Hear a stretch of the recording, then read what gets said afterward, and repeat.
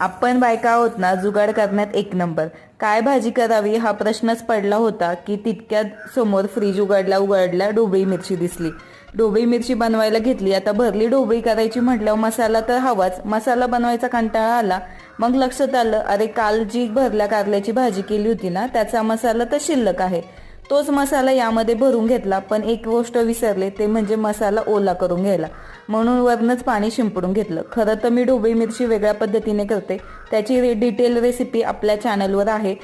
या व्हिडिओच्या खाली जो त्रिकोण दिसतोय ना, त्यावर तुम्हाला डिटेल रेसिपी नक्की मिळेल.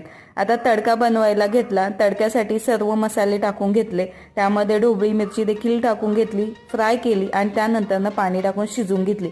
डिटेल रेसिपी आपल्या चॅनलवर आहे, नक्की चेक करा, कारण खूप छान मस्त रेसिपी आहे. एकदा करून झाल्यास कमेंट करायला विसरू नका की तुमची ही ढोबळी मिरची कशी झाली ते.